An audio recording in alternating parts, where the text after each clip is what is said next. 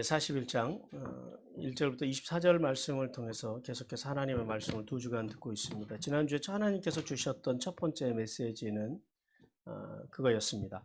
성도는 세상의 힘과 재물로는 하나님의 뜻을 이룰 수 없으며 세상의 지혜와 지식으로는 하나님의 뜻을 분별할 수 없음에 대해서 하나님의 음성을 들었습니다. 먼저 1절에서 7절을 통해서 연이어서 두 가지의 꿈을 꾼 바로에 대해서 말씀했는데요. 7 암소의 꿈과 그리고 7 이삭에 대한 꿈이었습니다. 자, 이 두 개의 꿈을 통해서 하나님께서 우리에게 두 가지를 말씀하셨죠. 역사의 주인공이 누구라고요? 성도라는 겁니다. 우리가 역사의 주인공입니다. 왜 그러냐면 하나님의 역사는요, 구속사의 역사이기 때문입니다. 세상의 역사는 결국 하나님의 역사 가운데서 함께 움직이고 있다는 사실에 대해서 하나님께서 우리에게 말씀하셨고요. 그리고 두 번째는 하나님의 뜻은요, 반드시 성취된다라는 겁니다. 시기의 문제이지 하나님의 뜻은 반드시 이루어짐에 대해서 말씀하셨고요. 그리고 8절 말씀을 통해서 바로의 꿈을 해석하지 못하는 점술가들과 현인들에 대해서 말씀을 했습니다. 그런데 바로가 꾼 꿈이 사실은 그렇게 해석을 못할 만큼 난해한 꿈은 아니었다라는 거예요. 그럼에도 불구하고 그 전문가들이 꿈을 꾸지 못했다라는 것은 뭘 의미한다고요? 하나님이 막으셨다라는 거예요. 그러니까 하나님의 역사 가운데 모든 것이 움직이고 있다라는 겁니다. 그래서 그 8절 말씀을 통해서 하나님께서 두 가지의 말씀을 또 하셨는데요. 첫 번째는 모든 인간은 연약한 존재라는 거예요. 아무리 왕일지라도 하나님 앞에서는 한낱 인간의 불과하다라는 사실입니다. 그 다음에 두 번째는요, 세상의 지혜와 지식으로는 절대 하나님의 뜻을 알 수 없다라는 거예요. 아무리 쉬워 보여도 세상의 지혜를 가지고는 하나님의 말씀, 하나님의 뜻을 알 길이 없음에 대해서 말씀합니다. 자, 오늘 이제 두 번째 메시지 같이 읽겠습니다. 시작. 하나님께서는 겸손함으로 당신의 영광을 위해 사는 성도를 기뻐하시며 복을 주셔서 구원의 역사에 귀하게 사용하신다. 하나님은 어떤 사람들을 사용하신다고요? 겸손한 사람들, 그리고 하나님의 영광을 위해 사는 성도들, 그들에게 복을 주시는데 어떤 복을 주신다고요? 해의 은혜, 페이버를 주신다라는 사실을 우리는 깨달아야 됩니다. 그리고 그들을 구원의 역사에서 사용하십니다. 자, 오늘 먼저 9절에서 13절 말씀해 보니까요, 요셉을 기억하고 청거하는 술 맡은 간원장에 대해서 말씀합니다. 하나님께서는 바로가 꿈을 해석해 줄 사람이 없어서 마음이 번민하고 있을 때에 곁에 있던 술 맡은 간원장이 요셉을 기억해내고 지난날 감옥에 갇혔을 때 자신의 꿈을 해석해 준 사건에 대해서 바로에게 소상하게 말을 전했다라고 그렇게 말씀합니다. 자, 요셉에 대해서 말하는 간원장, 이 간원장을 통해서 우리는 두 가지를 이제 알 수 있는데요. 첫 번째는 뭐냐면 술 맡은 간원장이 요셉을 기억한 것이 아니라 사실은 그 기억 자체가 하나님의 섭리라는 거예요. 왜 그러냐면은 오늘 9절 말씀에 보면은 자, 술 맡은 간원장이 자기가 스스로 2년 전의 일을 기억해 낸 것처럼 우리 성경은 그렇게 번역을 해 놓았습니다. 그런데 원문으로 보면은 이 어떤 말씀이 있냐면 히브리어로 이게 자카르예요. 그러니까 기억하다, 상기하다, 생각하다 이런 말인데 히브리어로 뭐라고 기록되냐면 마즈키르라고 합니다. 자카르는 원래 동사고 이 마즈키르라고 하는 이제 이 자카르에서 파생된 단어인데요. 마즈키르가 어떤 의미냐면은 이게 사역형인데 능동태예요. 무슨 말이냐면 능동형이라고 하는 것은 누군가에 의해서 기억이 되어졌다라는 거예요. 그러니까 본인이 기억한 것이 아니라 원문을 보면은 누가 기억을 시켰을까요? 하나님께서 기억나게 했다. 그러니까 2년 동안 기억을 막으신 분도 누구셨어요? 하나님이시고 이제 2년 후에 만 2년이 지난 후에 지금 기억하게 하시는 분이 누구셨다고요? 바로의 꿈을 해석하지 못하도록 하신 분도 누구시고요? 그리고 요셉으로 하여금 그 꿈을 해석하게 하신 분도 하나님이시라는 거예요. 하나님의 역사입니다. 하나님의 역사. 술 맡은 간원장이 요셉을 기억해낸 것이 아니라 강권적인 하나님의 섭리라는 거예요. 그 다음에 둘째는 술 맡은 간원장이 옥에서 만난 그 히브리 청년이 자신의 꿈을 해석했으며 그의 꿈에 해석된 대로 자기가 복직되었고 술 맡은 간원장 매달렸다라고 과거를 그가 자세하게 다시 회상했다라는 사실입니다.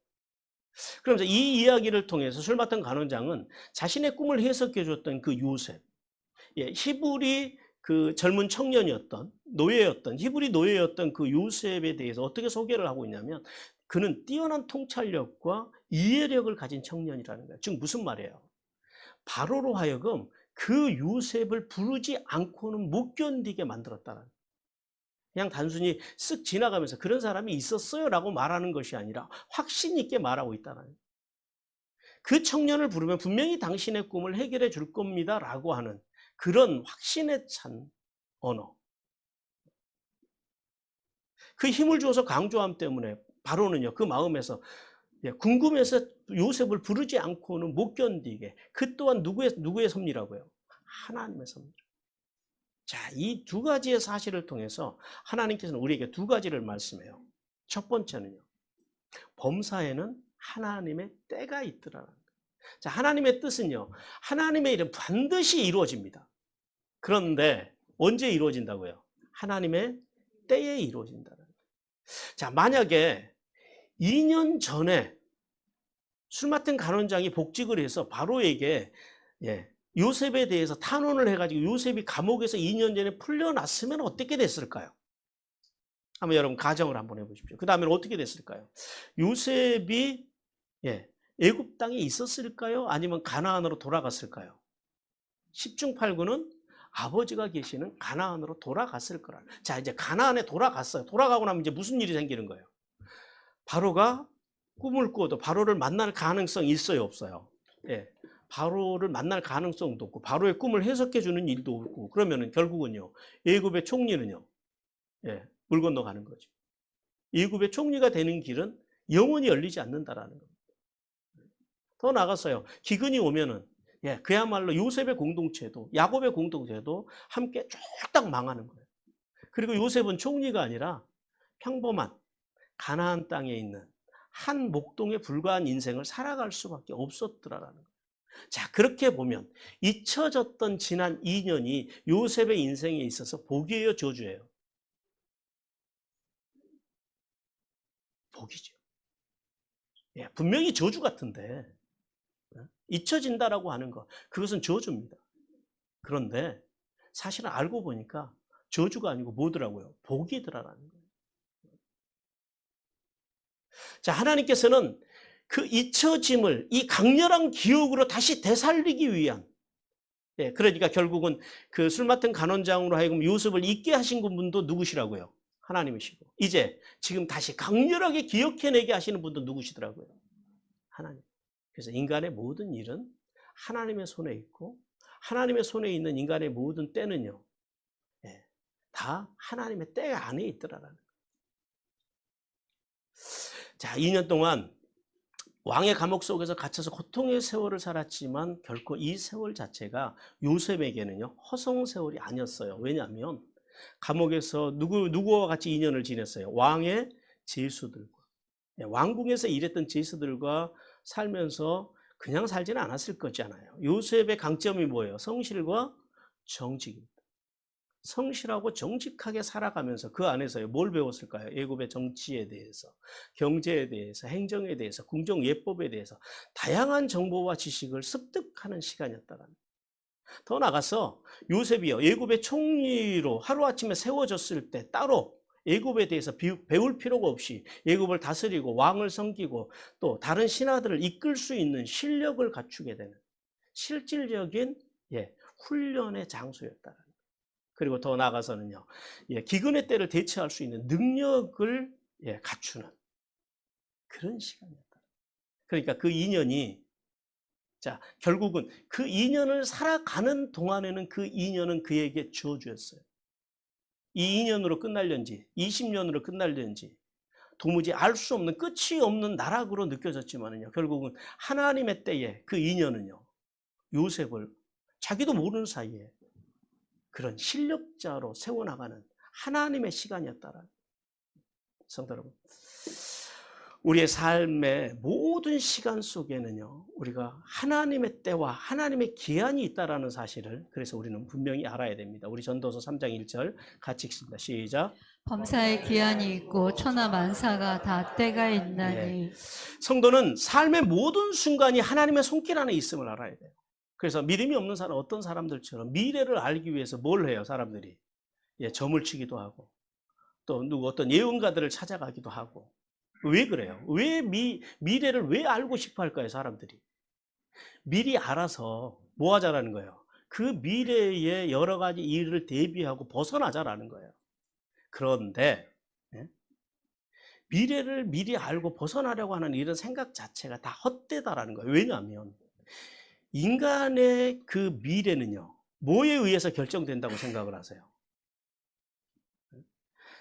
큰 구원의 틀, 구속사라고 하는 큰 구원의 틀은 하나님의 뜻 가운데서 이루어지지만은요, 결국 개개인의 미래는 어디에서 결정되냐면 오늘을 타고 이루어지는 거예요. 오늘 우리가 어떤 마음, 어떤 생각, 어떤 언어, 어떤 행동, 어떤 인격을 가지고 사느냐에 따라서 내일은 결정되더라는 거예요. 그러니까 사실은 미래는 그러니까 확정되어 있어요, 안 돼 있어요? 나의 미래는. 예수 믿고 구원받아 천국 간다라고 하는 미래는 확정되어 있지만 그 나머지는요. 예를 들어서 잘 살고 못 살고 가난하고 뭐 병들고 건강하고 이 모든 미래는요. 오늘에 의해서 결정이 된다는 사실을 우리는 깨달아야 된다는 거예요. 그리고 또 한 가지 우리가 분명히 깨달아야 하는 것은 우리의 모든 삶의 시간들이요. 하나님의 허락 없이는 우리 삶 속에서 일어날 수 있는 일이 하나도 없다라는 거예요. 따라서 성도는 미래에 대한 관심보다 오늘 내가 하나님의 뜻대로 살고자 발버둥 치는지 여기에 관심을 가져야 된다. 누가 그랬다고요? 요셉이 그랬다. 그 2년의 세월을 나는 잊혔어. 나는 이제 내 인생 끝났어 라고 자포자기하지 않고 요셉은요. 그 감옥에서 2년이라고 하는 시간을요. 하루하루를 그가 살 수 있는 최선을 다해서 살았다라는 거예요. 오늘을 최선을 다해서 살아가는 사람들만이 내일이 보장되어 있다는 사실을 우리는 깨달아야 됩니다.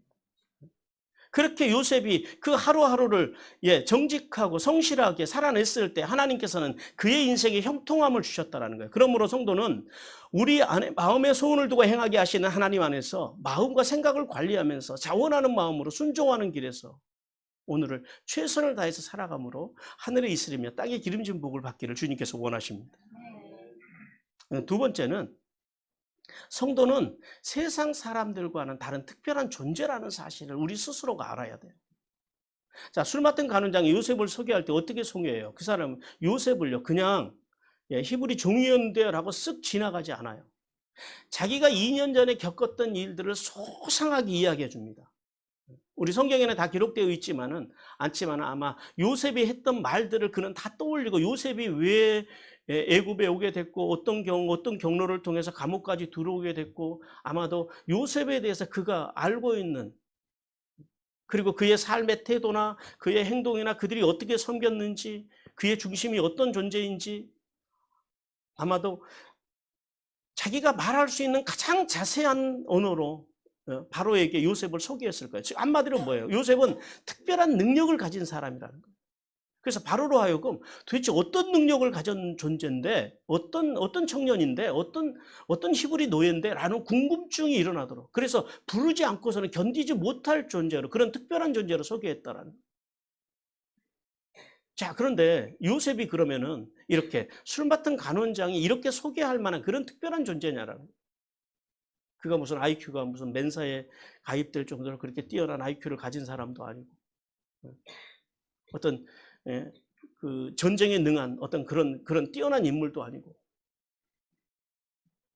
그가 잘하는 게 뭐예요? 그가 특별한 능력을 가진 것은 특별하다고 하는 것은 그가 하나님의 함께 하심을 믿었고 그리고 정직하고 성실하게 살아서 형통의 복을 받은 사람. 사실 그게 요셉의 전부거든요. 요셉은 절대 특별한 존재는 아니었다라는 거죠. 그런데 술 맡은 간원장은 왜 요셉을 그렇게 소개했을까요? 술 맡은 간원장은 왜 바로가 그를 부를 수밖에 없는 특별한 존재로 소개했겠느냐라는 거예요. 왜요? 누구의 눈에? 예, 술 맡은 간원장의 눈에 특별한 존재로 보도록요. 누가 은혜를 베푸셨다고요? 하나님께서 은혜를 베푸셨다. 뭐를 위해서요? 구원의 역사를 위해서. 누구를 세우기 위해서요? 요셉을 세우기 위해서. 성도 여러분, 성도의 특별함이 어디서 온다고 생각을 하십니까? 우리는 뭘 가지고 세상에 나가서 특별한 존재로 살아갈까요? 예, 믿지 않는 사람들보다 어떤 힘이나 어떤 능력이나 재력이 뛰어나면서 우리의 특별함이 올까요? 아니면 뭐 어떤 분들처럼 기도를 많이 해서 특별한 은사를 받아서 뭐 죽은 자를 살리고 병자를 고치고 그런 능력을 받아야지 성도의 특별함이 올까요? 그것도 아니면 남들보다 성경을 많이 읽고 많이 깨달아서 아는 지식이 많을 때에 지적인 능력에서 특별함이 올까요? 아니다라는 거죠. 성도는 세상 속에서 특별하고 존귀한 존재로 살아가는 길은 오늘 요셉을 통해서 하나님께서 말씀하시는 첫 번째는 뭐냐면 요셉과 같이 하나님과 함께 할 때 특별한 존재가 될 수 있다는 사실을 우리는 깨달아야 됩니다. 그것만이 우리를 특별하게 한다는 거예요. 그 다음 두 번째는 오늘 요셉처럼 누구를 만나든지 아바드, 억지로 섬기는 것이 아니라 샤라트, 자원함으로, 감사함으로, 기쁨으로 섬길 줄 아는 마음으로 정성을 다해 섬기는 삶에서 특별한 존재가 특별함이 나온다라는 사실을 깨닫기를 주님께서 원하십니다. 따라서 성도는 예수님의 십자가의 특별한 은혜로 존귀함을 입은 성도로서 삶의 자리에 나가서요.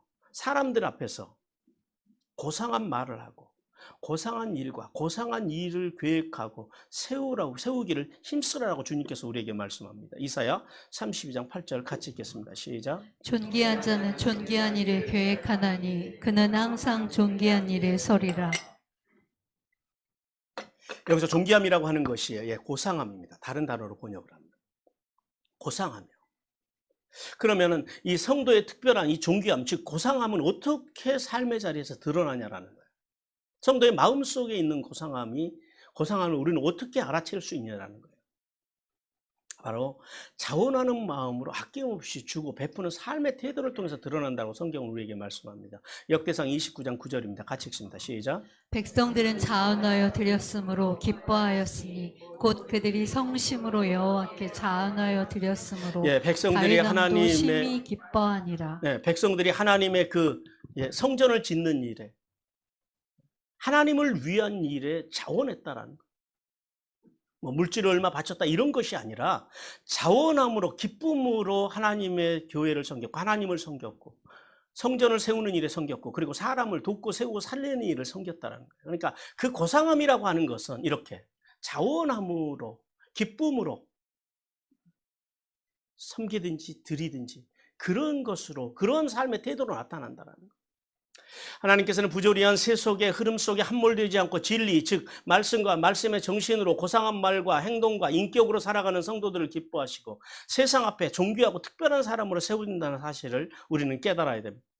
그러므로 성도는 참된 특별함은 주님의 몸인 교회를 세우는 삶과 특별히 가난하고 목마르고 배고픈 이웃들에게 계산하지 않고 아낌없이 후히 나누고 베푸는 샤라트의 섬김. 이 두 가지 속에서 나온다라는 사실을 깨닫고 하늘의 복과 땅의 복을 받는 성도들이 되기를 주님께서 원하십니다.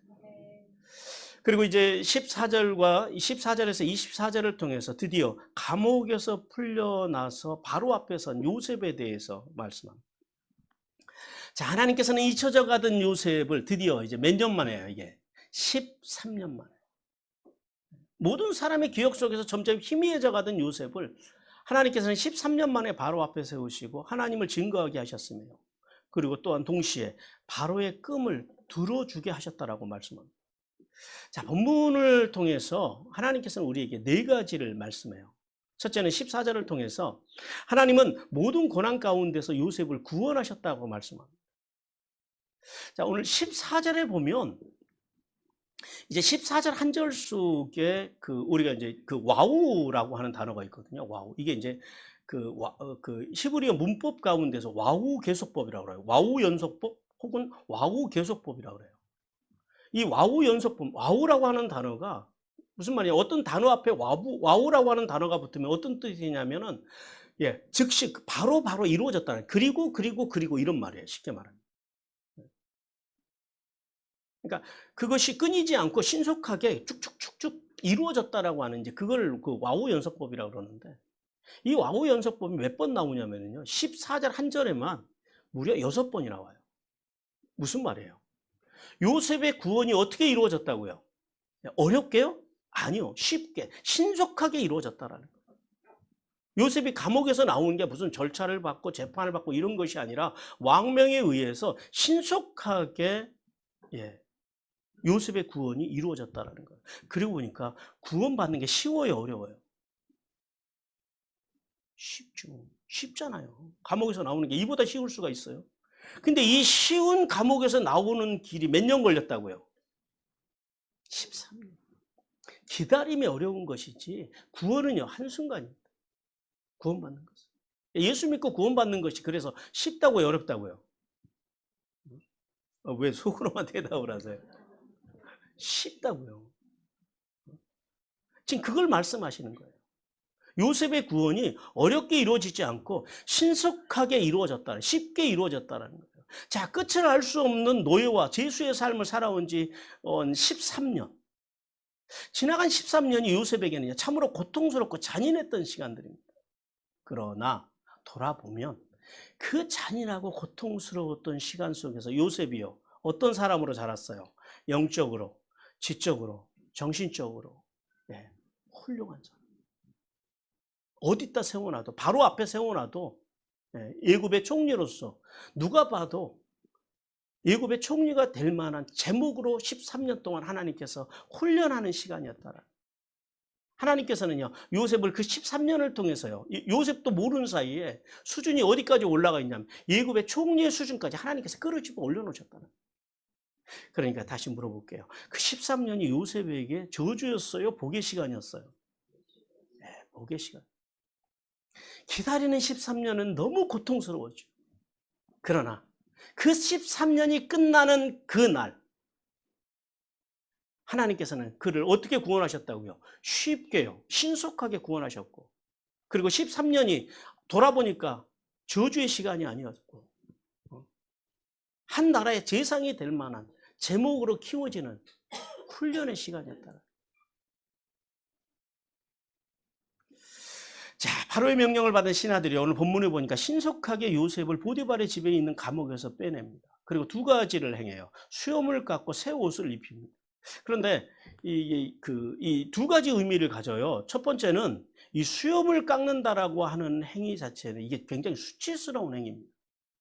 이게 뭐 이렇게 우리 생각에는 그래도 왕 앞에 서려면 수염을 깎아야지, 그런 생각을 하시는데 그건 아니에요. 이건 굉장히 수치스러운 일이에요. 왜 그러냐면은 요셉이 속한 셈족들, 그러니까 요셉의 그 사람들은, 요셉과 같은 사람들은, 같은 그 요셉의 족속들은 수염을 안 깎아요.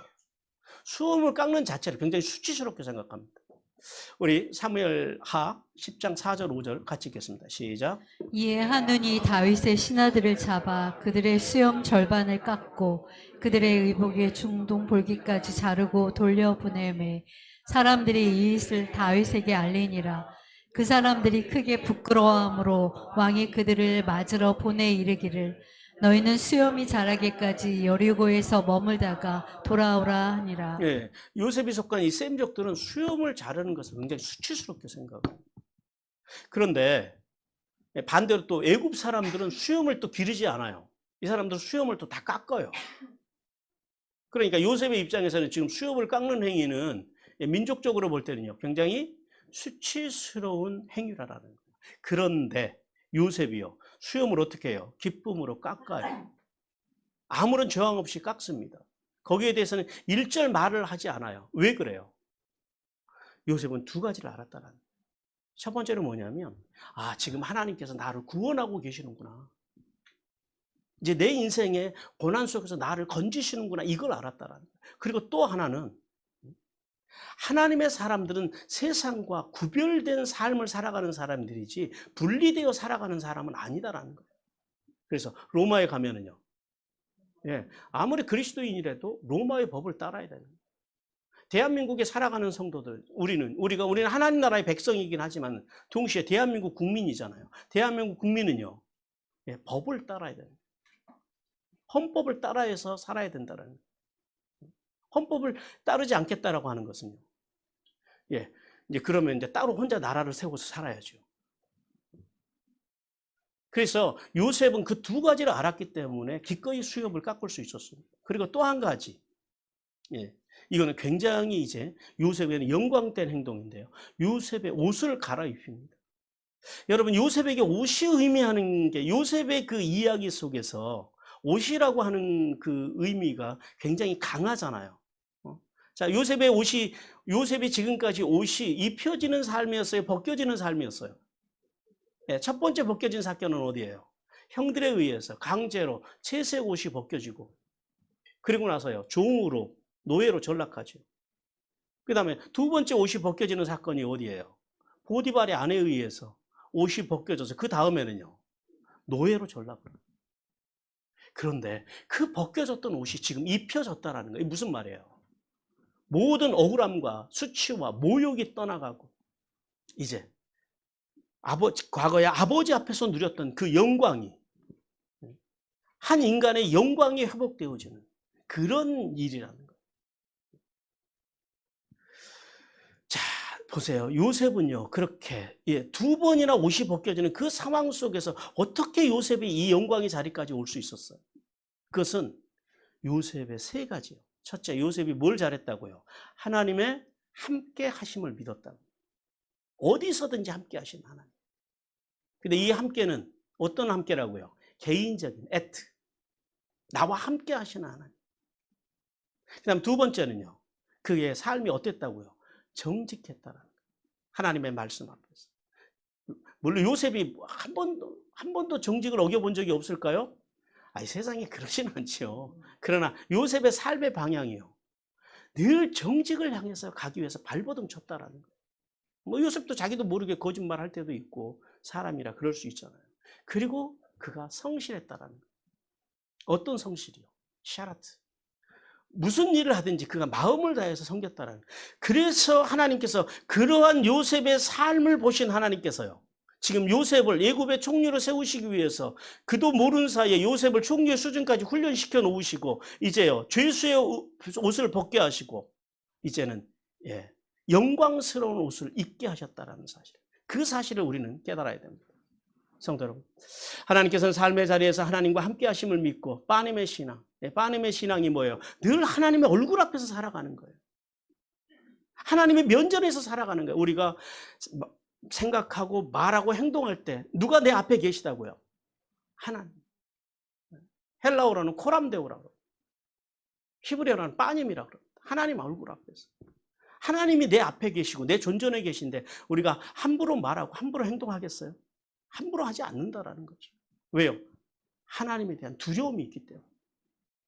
그 두렵고 떨림으로 구원을 이루어가는 성도들에게 구원의 은혜를 주신다라고 말씀합니다. 그래서 하나님께서는 그 바울을 통해서 빌립보서 2장 이 12절부터 18절을 통해서 성도가 구원의 완성을 위해서 이루어야 할 6가지 자세, 갖추어야 할 6가지 자세에 대해서 말씀합니다.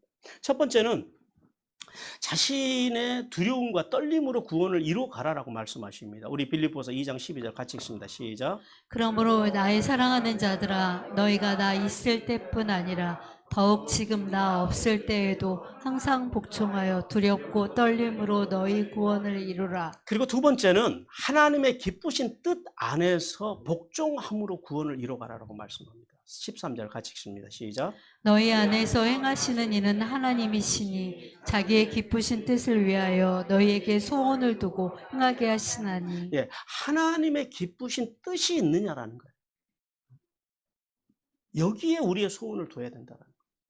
그 다음에 세 번째는 원망과 시비가 없이 구원을 이루어가라라고 말씀합니다. 14절 시작. 모든 일을 원망과 시비가 없이 하라.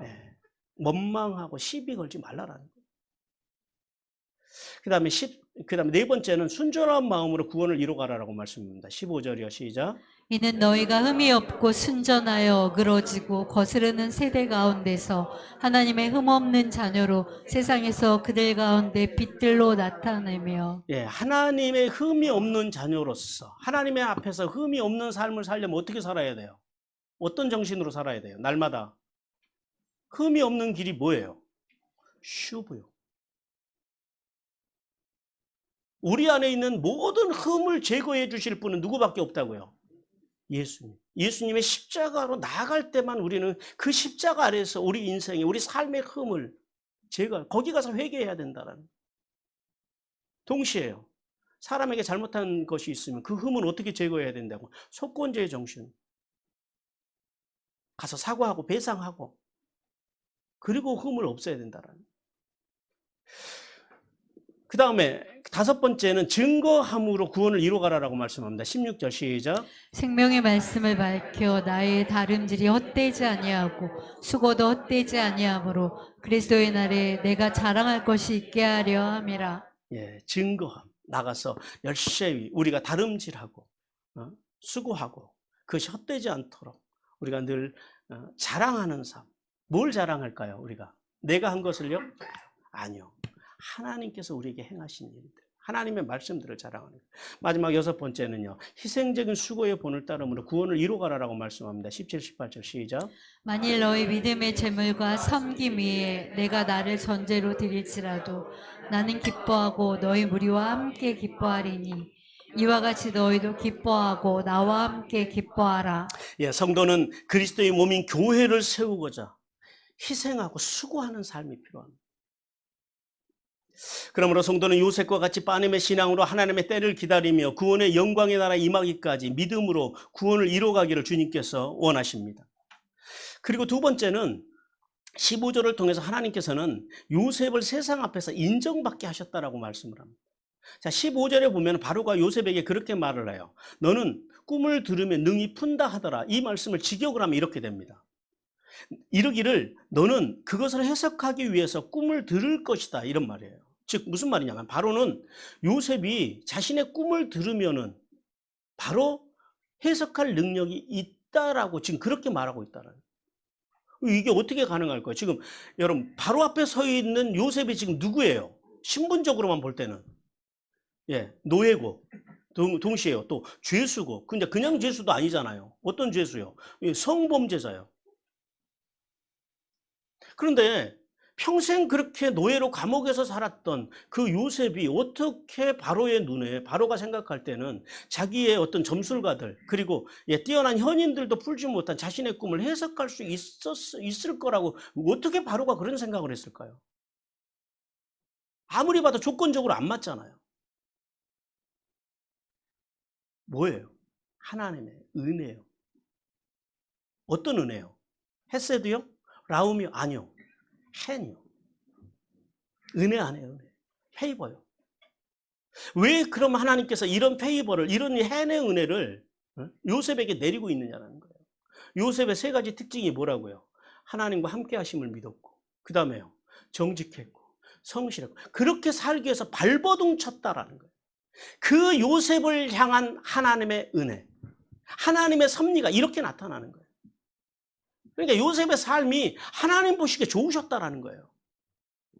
그래서 요셉에게 이렇게 말도 안 되는 은혜들을 하나님께서 지금 붓고 계시는 거예요. 신속한 구원. 그 다음에 이렇게 대제국의 바로 앞에서 인정받게 하신 하나님. 아직 아무것도 안 했잖아요. 뭐 증명한 것도 없잖아요. 그런데 하나님께서 지금 누구의 마음을 만지셨다고요? 바로의 마음을 만지셨다고요. 바로로 하여금 요셉을 인정하게 하셨다는 거예요. 성도 여러분, 이 사실을 통해서 하나님께서는 하나님과 함께하는 성도, 즉 하나님의 말씀과 말씀의 정신을 따라 살기 위해서 발버둥 치는 성도는 하나님과 세상 앞에서 인정받게 하신다는 사실을 깨달으라고 말씀합니다. 왜 그래요? 성도들이 세상 앞에서 인정받을 수 있는 이유, 하나님 앞에서 인정받을 수 있는 이유가 어디에 있어요?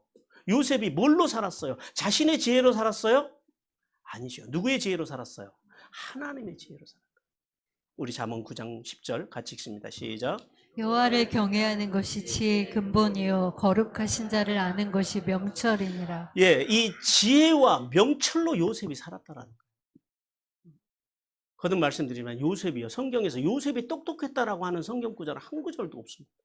그러므로 성도는 세상에서 인정받기 위해서는요, 세속적인 삶을 추구해서는 안 된다라는 거예요. 성도가 하나님과 세상 앞에서 인정받은 길은 먼저 주님의 일, 즉 생명, 그 생명을 돕고 세우고 살리는 일에 관심을 두고, 그 다음에요, 주님의 몸인 교회를 위해서 희생하고 헌신할 때 구속사를 위해서 사용되고자 하나님의 나라를 확장하는 일에 쓰임 받고자 애를 쓸 때 하나님께서 그들에게 하늘의 복과 이런 해내 은혜를 주신다라는 사실을 깨닫기를 주님께서 원하십니다.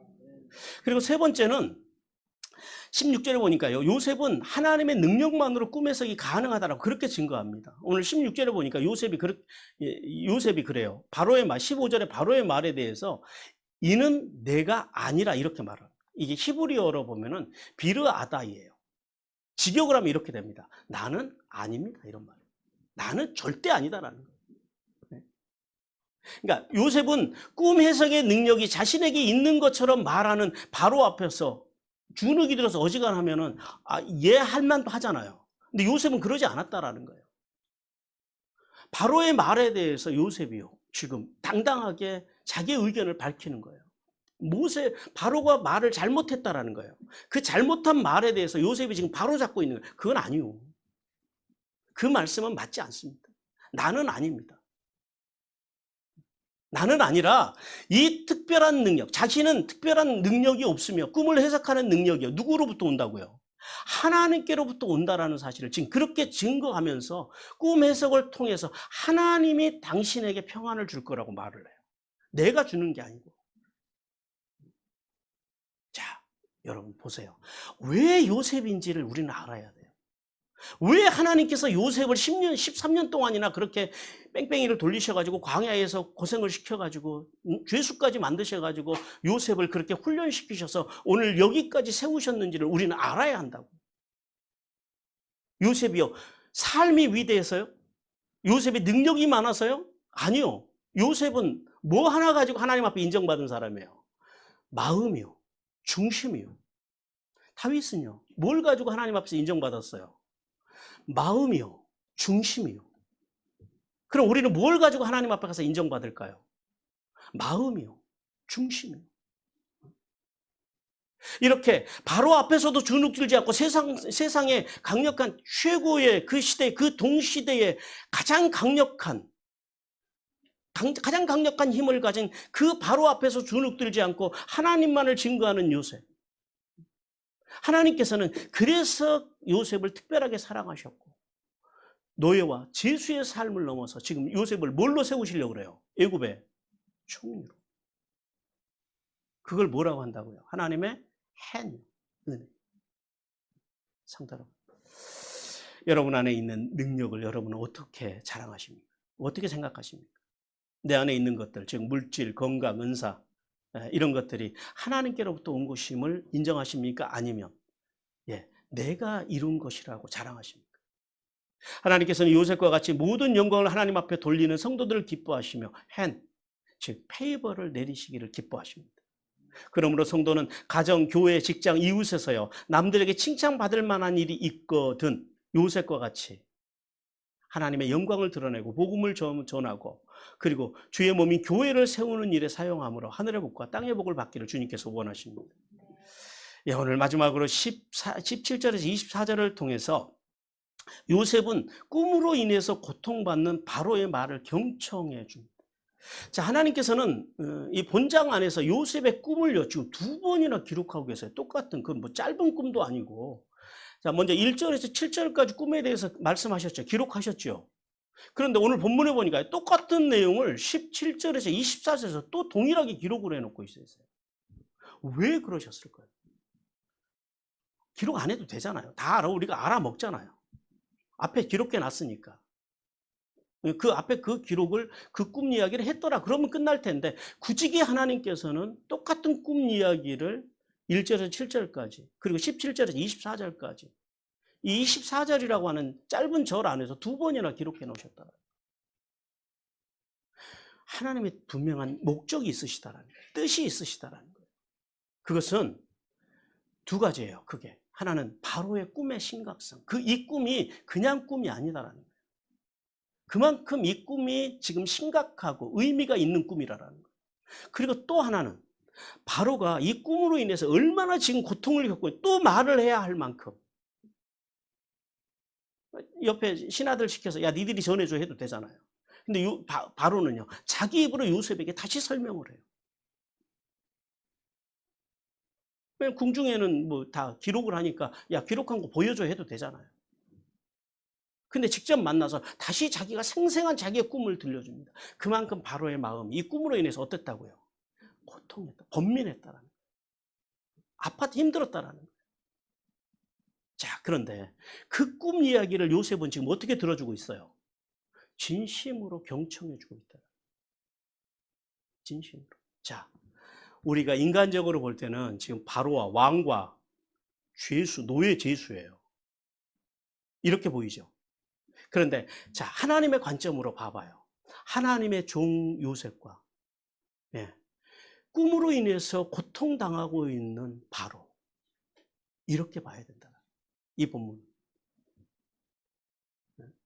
노예가 왕의 이야기를 들어주는 것이 아니라 하나님의 종으로서 하나님의 존귀한 자로서 세상에서 병들고 연약하고 부족하고 그 꿈조차도 번역할 길이 없어서 해석할 길이 없어서 고통스러워하는 그 왕을 바로의 이야기를 지금 누가 들어주고 있다고요? 하나님의 종이 경청해주고 있다는 성도 여러분. 하나님께서는 이 바로의 고통을 들어주는 이 고통의 소리를 들어주는 요셉을 통해서 고통당하는 자를 대하는 성도의 태도에 대해서 말씀합니다. 성도는 먼저 하나님의 관심이 어디 있는지를 알아야 돼요. 여러분, 하나님의 관심이 어디 있으실까요? 하나님의 관심은요, 사람입니다. 사람에 하나님은 관심이 있으세요. 특히 어떤 사람이요? 고통당하는 사람. 그러니까 지금 요셉은 종으로서 황송하게 왕의 이야기를 들어주고 있는 것이 아니라 하나님의 종으로서 고통받고 있는 바로의 이야기를 들어주고 있다는 거예요. 그래서 하나님께서는 갈라디아서에서 이렇게 말씀합니다. 6장 2절 같이 읽습니다. 시작. 너희가 짐을 서로 지라 그리하여 그리스도의 법을 성취하라. 그래서 하나님께서는 왕이지만 연약하다라는 거죠.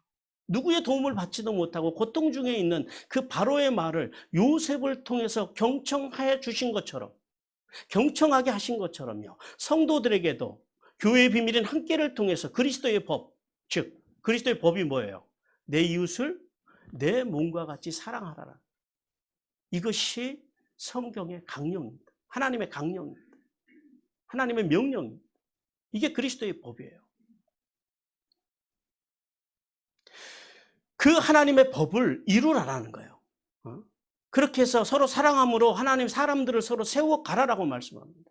자, 오늘 보세요. 각종 통신기기가 얼마나 발달되어 있습니까?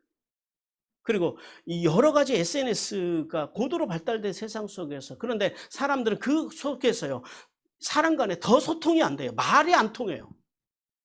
그리고 더 나가서는요, 고독한 사람들이 더 많다라는 거예요, 과거보다. 그래서 이 고독해서 자살하는 사람들이 얼마나 세상 속에 많은지 모른다라는 거죠. 교회도 마찬가지입니다. 함께의 비밀을 상식한 교회는요, 개교회주의로 우리 교회만 부흥하면 된다라는 거예요. 그래서 다른 교회를 좀 도웁시다 그러면 우리 교회도 이렇게 접근한다라는 거죠. 이게 그 개교회주의의 그 어떤 팽배함입니다. 그리고 우리도 개인들도 마찬가지잖아요. 이 개인주의의 팽배함으로 인해서요, 나만 복받고 나만 천국 가면 되는 곳, 그런 곳이 되어버렸다는 거예요. 그러나 하나님께서는 요셉과 같이 경성하는 자세로 서로 소통하며 서로 짐을 나누어지는 진정한 교회 공동체를 만들어 가라라고 우리에게 말씀합니다. 그러므로 성도는 날마다 삶 속에서 풍성하신 그리스도의 구원의 은혜와 아버지 하나님의 한량없는 사랑과 성령님의 풍성한 교통으로 충만히 공급받고, 그리고요, 삶의 자리에 나가서 어떻게 살으라고요? 하나님의 은혜를 흘려보내고, 하나님의 사랑을 흘려보내고, 하나님의 성령님과의 교통을 흘려보낼 줄 아는 그런 풍성한 삶으로, 그걸 뭐라고 한다고요? 우리말로요, 인격신앙. 인격 신앙으로 살아가기를, 그렇게 하늘의 복과 땅의 복을 받는 성도들이 되기를 주님께서 원하십니다. 사랑하는 성도 여러분, 요셉의 잊혀진 인연, 그 인연이 저주가 아니라 뭐였다고요? 복이었다. 예, 요셉을 더 귀히 쓰시기 위한 시간이었음을 우리는 기억해야 됩니다. 또한 세상의 방식이 아니라 하나님의 뜻대로 살기를 원했고 하나님의 영광만을 드러내기 원했던 그 요셉을 통해서 그 요셉에게 요셉의 삶의 저주를 복으로 바꾸시고 잊혀짐을 강렬한 기억으로 바꾸시는, 그래서 하나님 나라와 구속사를 위해 사용하신 하나님, 그 하나님을 믿기를 주님께서 원하십니다. 그러므로 성도는 오늘도 요셉과 같이 겸손함으로 사람을 섬기며 사람을 귀히 여기며 하나님의 영광을 위해 살기 원하는 성도들, 그런 성도들을 찾으시고 기뻐하시고 그리고 해내 복을 주기를 원하시는 그 하나님을 믿고 담대함으로 하늘에 이스리며 땅에 기름진 복을 받는 성도들이 되기를 주님께서 간절히 원하십니다.